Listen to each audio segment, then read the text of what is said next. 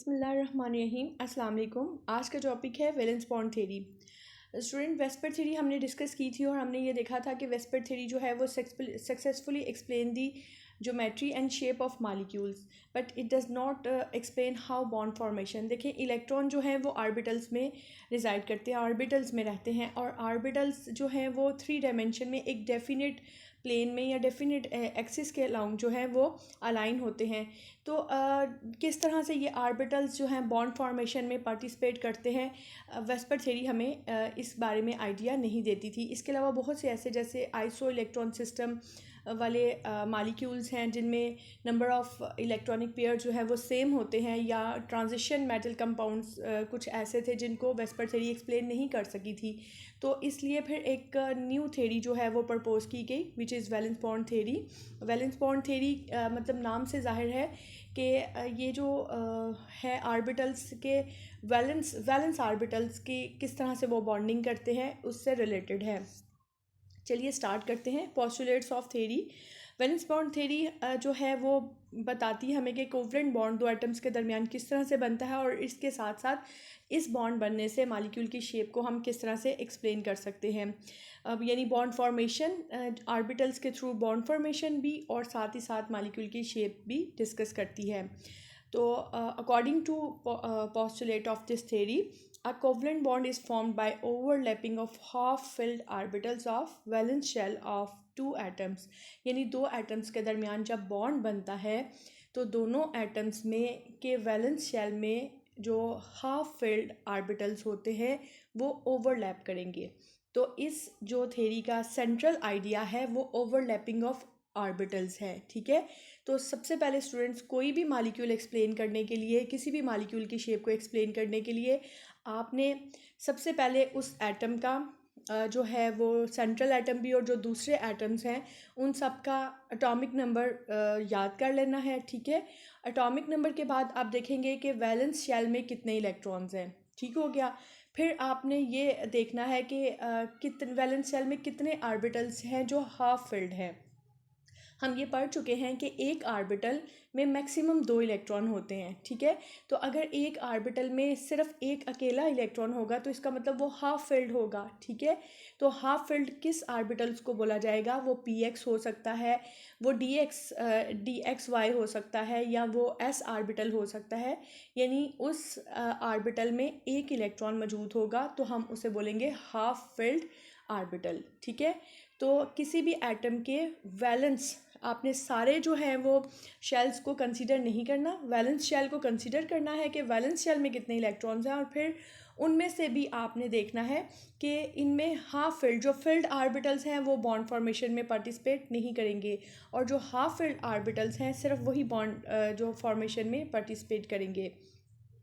तो ये इस थ्योरी का जो सेंट्रल आइडिया है वो है overlapping of half filled orbitals. ठीक है, तो वीबीटी कहती है कि हाफ फिल्ड ऑर्बिटल्स जो हैं किसी भी एटम के वैलेंस शेल में वो आपस में ओवरलैप करते हैं। ठीक है, और इस तरह से दो एटमों के दरमियान बॉन्ड बनता है। तो इलेक्ट्रॉन जो इन ओवरलैप करने के बाद जो ऑर्बिटल्स हासिल होता है, इलेक्ट्रॉन जो है वो इन ऑर्बिटल्स में रहते हैं विद ऑपोजिट स्पिन। ठीक है, ताकि वो अपने आप को स्टेबलाइज कर सकें। और direction of bond form is determined by the direction of 2 orbitals, overlapping orbitals. अब 3 बातें हैं। सबसे पहले कि दो एटमों के दरमियान बॉन्ड जो है वो उन दोनों के हाफ फिल्ड ऑर्बिटल्स के ओवरलैपिंग से बनता है। नंबर 2 कि इलेक्ट्रॉन जो हैं इन ओवरलैप्ड ऑर्बिटल्स में रहेंगे विद ऑपोजिट स्पिन। नंबर 3 कि जो डायरेक्शन बॉन्ड की डायरेक्शन है, कोवलेंट बॉन्ड डायरेक्शनल बॉन्ड है, इस बॉन्ड की डायरेक्शन जो है वो हम देखेंगे कि ये बॉन्ड बेसिकली किन ऑर्बिटल्स की ओवरलैपिंग से बना है। जिस तरफ ऑर्बिटल्स ओवरलैप होके अलाइंड करेंगे उसी तरफ बॉन्ड की डायरेक्शन होगी। आगे चलते हैं। इसी सिलसिले में यानी वीबीटी हमें 2 तरह के बॉन्ड्स जो हैं उसका आइडिया देती है। एक बॉन्ड है सिग्मा बॉन्ड।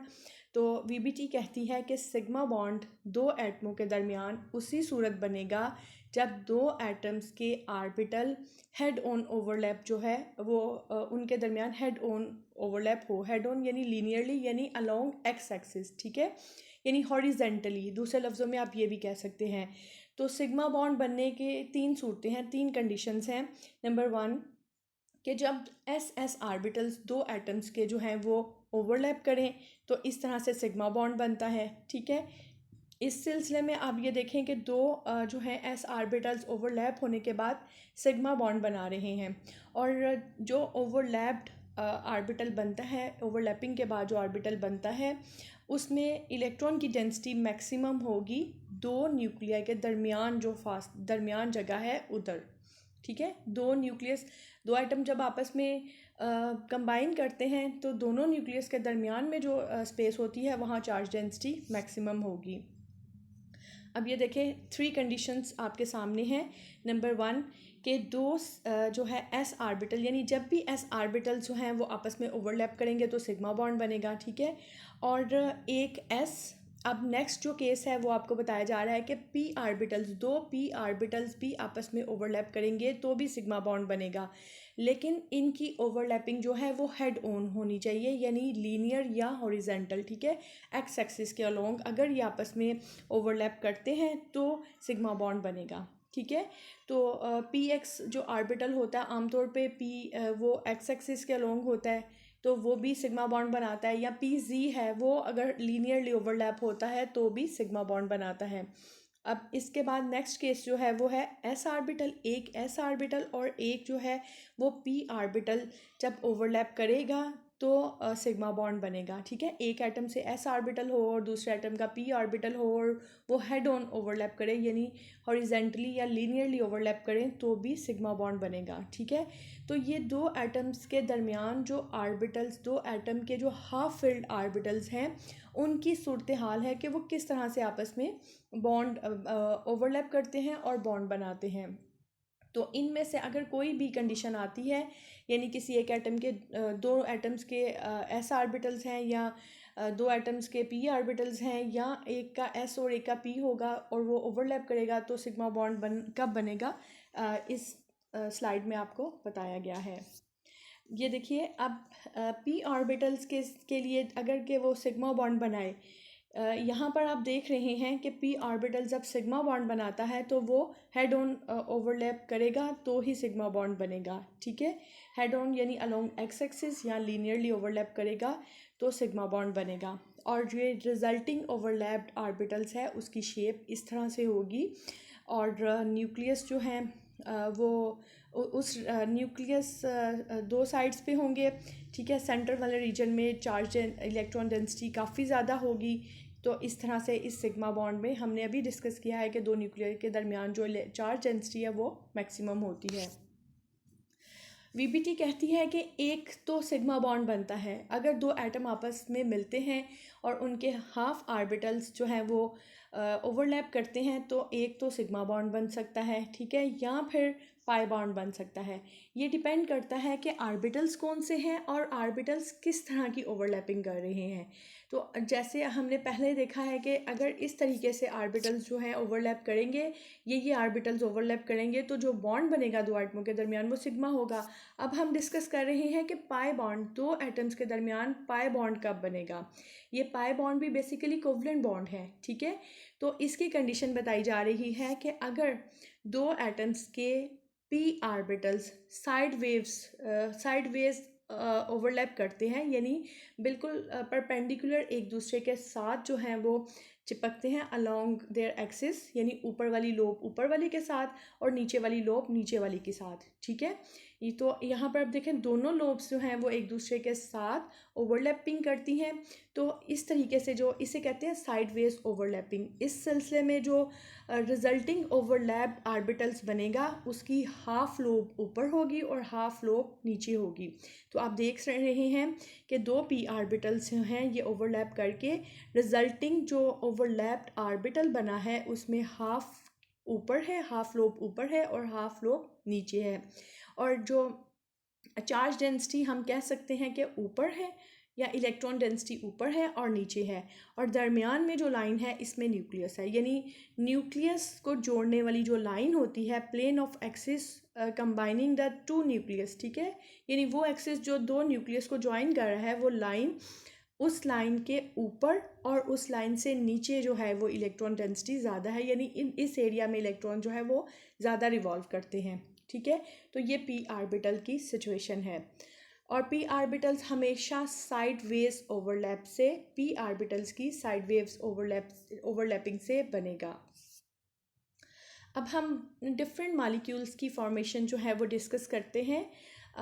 सबसे पहले है formation of hydrogen molecule. Hydrogen gas है, हाइड्रोजन सबसे पहला एलिमेंट है। इसका जो एटॉमिक नंबर है वो 1 है, इसका वैलेंस शेल भी 1 है और उस वैलेंस शेल में इलेक्ट्रॉन भी 1 है, ठीक है। तो हाइड्रोजन के जो दो एटम्स के जो दो 1s आर्बिटल हैं, हर एटम के पास 1s आर्बिटल है, ठीक है। दोनों एटम्स के दोनों 1s आर्बिटल जो हैं वो कंबाइन करेंगे, ओवरलैप करेंगे और ss ओवरलैपिंग से सिग्मा बॉन्ड बनेगा हाइड्रोजन मॉलिक्यूल। इस तरह से उसकी फॉर्मेशन होगी। नेक्स्ट है फॉर्मेशन ऑफ HF मॉलिक्यूल। अब HF मॉलिक्यूल जो है इसमें फ्लोरीन एटम जो है वो मोर नेगेटिव है और फ्लोरीन का एटॉमिक नंबर 9। इसके फर्स्ट वाले शेल में आप देखें 2 इलेक्ट्रॉन, सेकंड वाले शेल में जो है वो 7 इलेक्ट्रॉन है, ठीक है। और सेकंड वाला शेल जो है उसको एल शेल कहते हैं, वो 2 से रिप्रेजेंट करते हैं और उसमें आर्बिटल जो होंगे वो आप देख सकते हैं कि 2s आर्बिटल है, 2p orbital, 2px, 2py, 2pz। तो अब ये 4 आर्बिटल्स हैं और टोटल यहाँ पे इलेक्ट्रॉन जो हैं वो 7 हैं। तो इलेक्ट्रॉन को आप डिस्ट्रीब्यूट करें 4 आर्बिटल्स में तो वो 6 जो इलेक्ट्रॉन हैं वो पेयर्ड की सूरत में आर्बिटल्स में रिजाइड कर रहे हैं और एक यानी एक जो है वो आर्बिटल में एक ही इलेक्ट्रॉन है, क्योंकि इसके पास टोटल जो वैलेंस इलेक्ट्रॉन 7 है, ठीक है। और वैलेंस आर्बिटल जो हैं वो 4 हैं। तो आप इनको डिवाइड करें तो इस तरह की सिचुएशन आ जाएगी। 2s आर्बिटल में इलेक्ट्रॉन 2, 2px में भी 2, 2py में भी 2 और 2pz में 1। अब आप देखें वैलेंस शेल जो है वो L है और L के आर्बिटल्स कितने हैं 4, 2s, 2px, 2py और 2pz, ठीक है। इसमें से आप देखेंगे फिल्ड आर्बिटल्स कितने हैं, 3 आर्बिटल्स फिल्ड है और एक जो है वो हाफ फिल्ड है। वो कौन सा आर्बिटल है 2pz, ठीक है। तो अब बॉन्ड फॉर्मेशन किसकी वजह से होगी, 2pz की वजह से होगी, ठीक है। तो हाइड्रोजन का 1s आर्बिटल, हमेशा हमें पता है कि हाइड्रोजन के पास एक ही इलेक्ट्रॉन है और वो 1s में होता है, ठीक है। तो हाइड्रोजन का 1s आर्बिटल जो है वो फ्लोरीन के हाफ फिल्ड pz आर्बिटल से ओवरलैप करेगा लीनियरली, या it undergoes head on overlap with p orbital of fluorine atom to form sigma bond. हम पढ़ चुके हैं ना कि अगर s आर्बिटल p आर्बिटल से लीनियरली या हॉरिजॉन्टली ओवरलैप करता है तो भी कौन सा बॉन्ड बनेगा, सिग्मा बॉन्ड बनेगा। तो इस तरह से HF का मॉलिक्यूल जो है वो बनता है जिसमें H और F के दरमियान एक सिग्मा बॉन्ड या एक कोवलेंट या सिंगल कोवलेंट बॉन्ड बनता है और एंगल डेफिनेटली 180 का होगा क्योंकि लीनियर अलाइनमेंट है आर्बिटल्स की, इसलिए। नेक्स्ट है फॉर्मेशन ऑफ फ्लोरीन मॉलिक्यूल। अब स्टूडेंट्स अभी हमने डिस्कस किया है डिटेल में कि फ्लोरीन का जो एटॉमिक नंबर है वो 9 है और इसके वैलेंस इलेक्ट्रॉन 7 है और वैलेंस आर्बिटल्स देखें, वैलेंस आर्बिटल्स होंगे 2s, 2p, x, 2py और 2pz, ठीक है। तो 4 आर्बिटल्स हैं जिनमें से 3 जो हैं वो फिल्ड हैं और 1 जो है वो हाफ फिल्ड है। तो अब ये देखें दोनों एटम्स में यही कंडीशन होगी ना, दोनों का एक एक जो आर्बिटल है वो हाफ फिल्ड होगा, ठीक है। तो दो एटमों का एक एक हाफ फिल्ड जो आर्बिटल है वो ओवरलैप करेगा। ये देखिए आप बिल्कुल राइट साइड पे जो आर्बिटल है आपको नज़र आ रहा है हाफ फिल्ड है। एक फर्स्ट वाला जो फ्लोरीन एटम है उसमें भी एक इलेक्ट्रॉन है और सेकंड वाला जो फ्लोरीन एटम है उसमें भी एक इलेक्ट्रॉन है, ठीक है। अब ये दोनों को हम अलग अलग ड्रॉ कर लेते हैं इस तरह से। ये देखें फ्लोरीन का ये हाफ फिल्ड आर्बिटल है और ये लीनियर ओवरलैप करने लगा है हॉरिजॉन्टली। तो इस तरह से यहाँ पर भी हेड ऑन ओवरलैप है यानी सिग्मा बॉन्ड बनेगा, ठीक है। और ये चूँकि अब ये देखें फ्लोरीन नीचे जो डॉट की सूरत में लिखा हुआ है वो 7 वैलेंस इलेक्ट्रॉन है। 7 इलेक्ट्रॉन में से जो 6 हैं वो पेयर्ड हैं और एक जो है वो अनपेयर्ड है। इस तरह से ये दोनों आपस में ओवरलैप करते हैं एक एक इलेक्ट्रॉन और यानी एक एक आर्बिटल जो हाफ फिल्ड है वो ओवरलैप करता है और इस तरह से फ्लोरीन का मॉलिक्यूल जो है वो बनता है और सिग्मा बॉन्ड बनता है फ्लोरीन के मॉलिक्यूल में।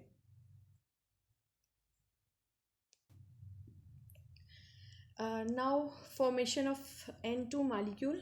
नाइट्रोजन का एटॉमिक नंबर हमें पता है कि 7 है और इसके वैलेंस इलेक्ट्रॉन जो होंगे वो 5 होंगे।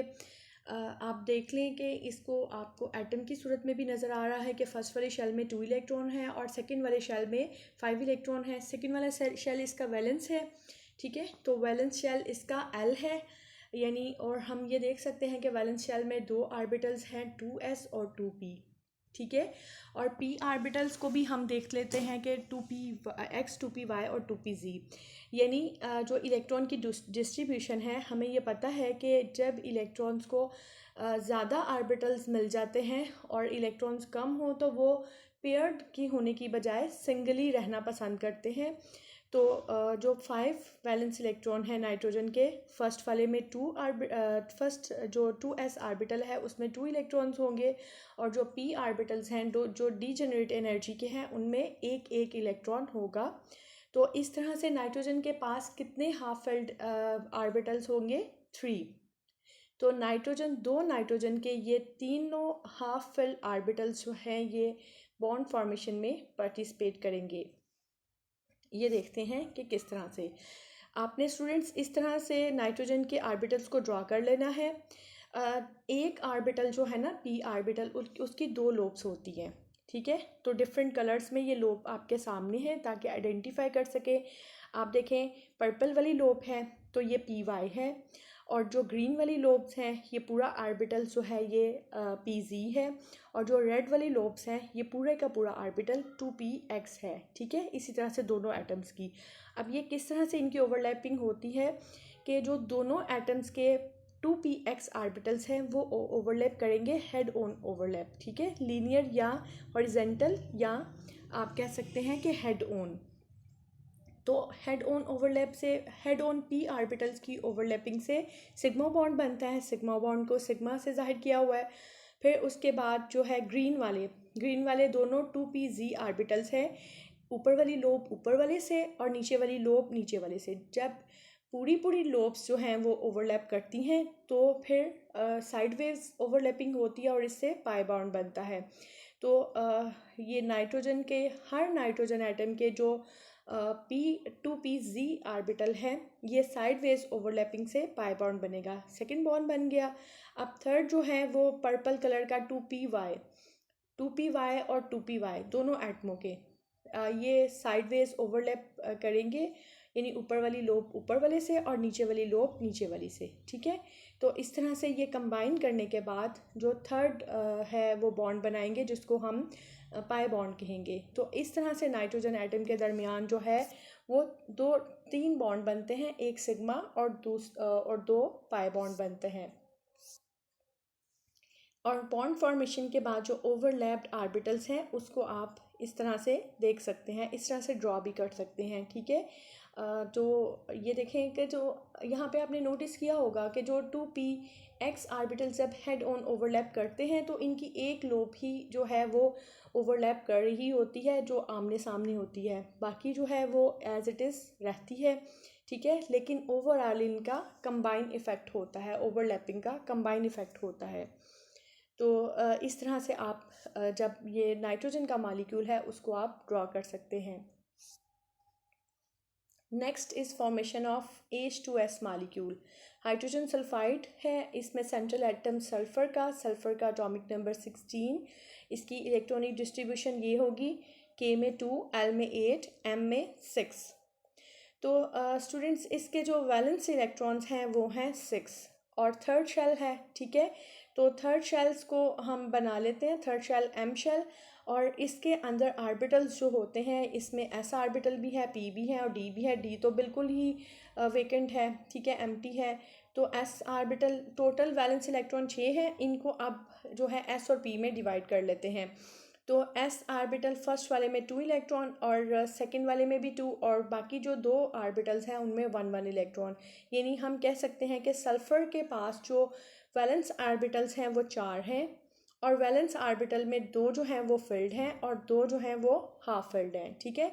ये जो हाफ फिल्ड आर्बिटल्स हैं ये पार्टिसिपेट करेंगे बॉन्ड फॉर्मेशन में।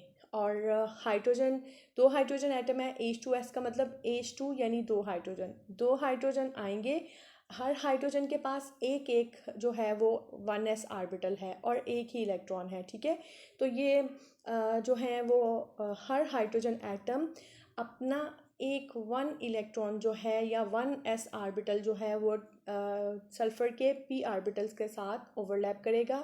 तो इस तरह से बॉन्ड बनेंगे, 2 सिग्मा बॉन्ड बनेंगे H2S मॉलिक्यूल में, ठीक है। इसकी आप ओवरलैपिंग भी देख लेते हैं। ये डिस्ट्रीब्यूशन है मॉलिक्यूल की इलेक्ट्रॉन की, सॉरी वैलेंस इलेक्ट्रॉन्स की, ठीक है। और कंबाइन होने जा रहे हैं 1s orbital of each hydrogen atom with p orbital of sulphur, ठीक है। तो आप ये देखें इस तरह से मॉलिक्यूल की शेप होगी। आप ये 3 जो आपको ऑर्बिटल्स नज़र आ रहे हैं ये p ऑर्बिटल्स हैं सल्फर के, ठीक है। एक जो है वो बिल्कुल एक्स एक्सिस के अलॉन्ग, एक वाई एक्सिस के अलॉन्ग और एक जी एक्सिस के अलॉन्ग म्यूचुअली परपेंडिकुलर है। इनके दरमियान एंगल 90 का है, ठीक है। ये तीनों p ऑर्बिटल्स हैं, लेकिन ओवरलैपिंग जो है वो किसके साथ हो रही है? सिर्फ 2 ऑर्बिटल्स के साथ, क्योंकि जो एक ऑर्बिटल है वो तो फिल्ड है, ठीक हो गया, और बाकी 2 जो हैं वो हाफ फिल्ड हैं। तो हाफ फिल्ड के साथ आप देखें सर्कल किसको जाहिर कर रहा है? ये 1s ऑर्बिटल ऑफ हाइड्रोजन। तो एक ऑर्बिटल के साथ जो है वो हाइड्रोजन और दूसरे भी ऑर्बिटल के साथ p ऑर्बिटल के साथ भी हाइड्रोजन। अब ये देखें, चूंकि ऑर्बिटल्स कौन से ओवरलैप हो रहे हैं? p ऑर्बिटल्स, और p ऑर्बिटल्स म्यूचुअली परपेंडिकुलर थे, यानी उनके दरमियान एंगल 90 का था। तो जब ओवरलैप होता है ऑर्बिटल, हाइड्रोजन जब इनके साथ ओवरलैप करता है तो एंगल तो चेंज नहीं होना चाहिए ना, एंगल तो 90 का रहना चाहिए, ठीक है। लेकिन होता क्या है? होता ये है कि जो एक्सपेरिमेंटल ऑब्जर्वेशन है वो ये है कि सल्फ़र का जो एच, ये जो कंबाइंड एंगल है वो 92 है, यानी जो एक हाइड्रोजन दूसरे हाइड्रोजन से 92 के एंगल पर है। तो इसका मतलब है कि ये जो ज्योमेट्री है या जो ये जो शेप है H2S मॉलिक्यूल की, ये VBT के अकॉर्डिंग नहीं है। VBT के अकॉर्डिंगली ये एंगल 90 का होना चाहिए था। 2 हाइड्रोजन एटम के दरमियान जो एंगल बनता है वो 90 का होना चाहिए था। क्यों? क्योंकि हाइड्रोजन एटम जो हैं वो जिन ऑर्बिटल्स के साथ, सल्फ़र के जिन ऑर्बिटल्स के साथ ओवरलैप करते हैं वो दोनों ऑर्बिटल्स म्यूचुअली परपेंडिकुलर हैं, यानी 90 के एंगल पर हैं। तो मॉलिक्यूल की में जब बन जाता है तो तब भी एंगल 90 का होना चाहिए, लेकिन यहाँ पे H2S का मॉलिक्यूल जो है वो VBT से डेविएट कर रहा है, या हम कह सकते हैं कि VBT जो है वो H2S मॉलिक्यूल के जो एंगल, बड़ा एंगल है उसको एक्सप्लेन नहीं कर रही।